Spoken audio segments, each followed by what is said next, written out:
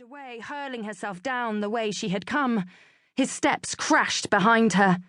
Arienh dashed along a ledge, leapt, landed on a mudslide and skidded down the rock-strewn slope. She scrambled to her feet, clambered over jutting stones to another slide of mud, ignoring bruising rocks and snags that tore at skin and cloth as she hurtled downhill. Behind her, the Viking shouted in his heathen tongue. Arienh hit the valley floor hard, stumbled, lurched to her feet and ran, dodging around boulders, forcing her legs as fast as they could go. Her lungs burned as she gasped, commanding herself, "Run, faster, faster!" The Viking caught her hair, yanked her backward. A huge arm ensnared her waist, cutting short her breath. Jerking her dagger from her waistcord, she stabbed backward and felt the sickening give of flesh beneath the blade. The raider dropped his hold, staggered back, astonishment flooding his wide blue eyes. She stared, stunned. Surely this was not hers, but some alien blade that was gripped in her hand, dripping bright blood. Inside herself, she screamed at her legs to flee, but they rooted into the mud like house posts. The giant man fell to his knees, hands lacing over the bloody wound in his gut. He pitched forward, arms swinging to catch himself, then his blood-slick hands slipped on the boulder before him.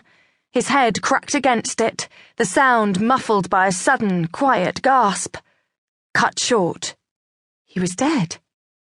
He wasn't he? Arienh inched closer.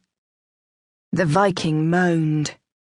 Blood oozed from the side of his head as his eyes rolled open, closed, open. His hand groped toward her. A silent word formed on his lips. Her scream stuck in her throat as she ran across the rocky valley to the safety of her cottage.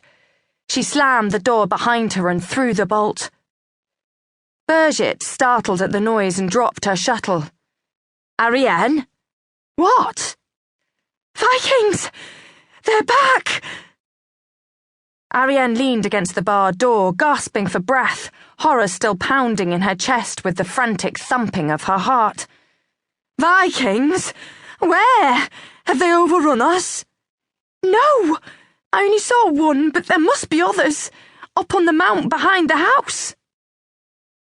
"Liam," Bridget called to her small son, "come quickly!"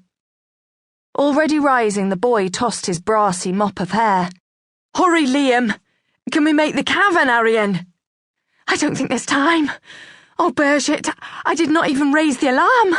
The others will be slaughtered, and it is my fault. I thought only of myself." From the peg in the stone wall, Arienh lifted the horn her father had made, then grabbed for the bolt across the door. Bridget's brows lifted high. "You're not going out there." "I've got to warn the others." "Arienh, you're no match for Vikings. They'll kill you." "Bolt the door behind me." "Check the window first." "Aye." Arienh rushed to the narrow slit in the stone wall that faced the near slope. If they came, it would be from over the mount, beyond where the Viking lay in the muddy field. He was surely dead now, but no sign of his comrades. Yet Vikings never came alone. For one man could not sail a longship. It made no sense. "Nothing," she said. "Perhaps we can make the cavern." Standing in the doorway, she blew 3 long blasts on the horn. The sound brought women and children pouring from their cottages, running toward the rain-soaked cliff behind the village that contained their cavern, the only hope of safety for those who could reach it in time. If any raiders made the mistake of entering the cavern, those who did not fall into the concealed pits would be pelted with stones by the women who had climbed to high ledges. "Come, Bridget, hurry!"